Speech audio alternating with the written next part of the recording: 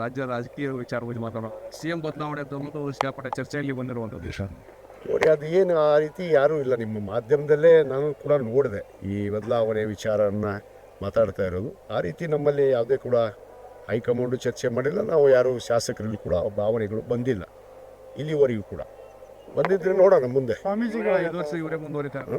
ಸ್ವಾಮೀಜಿ ಇವರು ಸಿದ್ದರಾಮಯ್ಯ 5 ವರ್ಷ ಮುಂದುವರಿತಾರೆ. ಅಲ್ಲ, ಅದು ನಮ್ಮ ಪಕ್ಷದ ವರಿಷ್ಠರಿಗೆ ಬಿಟ್ಟಿದ್ದಂಥದ್ದು. ಯಾಕಂದರೆ ಈಗ ಅನೇಕ ಜನ ಮುಖ್ಯಮಂತ್ರಿ ಆಗಬೇಕು ಅಂಥೇಳಿ ಇದ್ದಾರೆ. ಆದರೂ ಕೂಡ ಅದು ವರಿಷ್ಠರಿಗೆ ಬಿಟ್ಟಿದ್ದಲ್ಲ.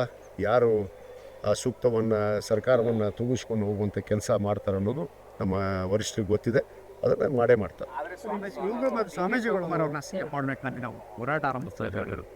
ನೋಡ್ರಿ, ನಾನು ಸ್ವಾಮೀಜಿಗಳ ಬಗ್ಗೆ ನಾನು ಮಾತಾಡೋಕ್ಕೆ ಹೋಗೋದಿಲ್ಲ. ಅವ್ರ ಗುರು ಸ್ಥಾನವನ್ನು ವಹಿಸಬೇಕು.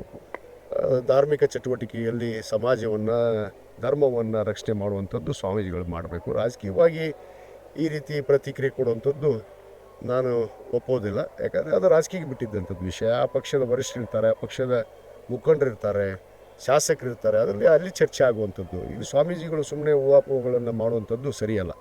ಈಗ TCM ವಿಚಾರಕ್ಕೆ ಸಂಬಂಧಪಟ್ಟ ಆಯಾಮವಾಗಿ ಹೆಚ್ಚಿಗೆ ಮಾಡಬೇಕು ಅನ್ನೋ ಒಂದು ಮಾತನ್ನ ನೋಡ್ರಿ, ಎಲ್ಲ ಸ್ವಾಮೀಜಿ ಎಲ್ಲ ಕಡೆಗೂ ಎಲ್ಲ ಧರ್ಮದ ಮುಖಂಡರು ಈ ಎಲ್ಲ ಪಂಗಡಗಳದ್ದು ಬೇಡಿಕೆಗಳಿದ್ದಾವೆ. ಕೆಲವಷ್ಟು ಜನ ಮಂತ್ರಿ ಆಗ್ಬೇಕಂತಾರೆ, ಕೆಲವಷ್ಟು ಜನ ಮುಖ್ಯಮಂತ್ರಿ ಆಗ್ಬೇಕಂತಾರೆ. ಸಹಜವಾಗಿ ಇವು ನಡೆಯುವಂಥದ್ದು. ಇವತ್ತು ಆ ನಿಟ್ಟಿನಲ್ಲಿ ನೋಡೋಣ ಏನು ನಮ್ಮ ವರಿಷ್ಠರು ತೀರ್ಮಾನ ತೊಗೊತಾರೆ. ವರಿಷ್ಠ ತೀರ್ಮಾನಕ್ಕೆ ನಾವೆಲ್ಲರೂ ಬದ್ಧವಾಗಿರ್ತೀವಿ. KPCC ಅಧ್ಯಕ್ಷರ ಬದಲಾವಣೆಗೆ ಒಳಗೆ ಕಾಂಗ್ರೆಸ್ ನಾಯಕರೇ ಪ್ರಯತ್ನ ಮಾಡ್ತಾ ಇದ್ದಾರೆ. DCM ಒಂದು ಹೆಸರನ್ನು ಹೇಳ್ಕೊಂಡು ಅದ್ರ ಹಿಂದೆ ಇರುವಂಥ ನಿಜವಾದ ಜನ KPCC ಅಧ್ಯಕ್ಷರ ಬದಲಾವಣೆ ಅನ್ನೋ ಮಾತು ಕೇಳಿಸಿ. ನನಗೇನು ಆ ವಿಚಾರ ಗಮನಕ್ಕೆ ಬಂದಿಲ್ಲ, ನನಗೆ ಗೊತ್ತಿಲ್ಲ. ನೋಡೋಣ, ಸಂದರ್ಭ ಬಂದರೆ ಅದಕ್ಕೆ ಉತ್ತರ ಕೊಡ್ತೀವಿ.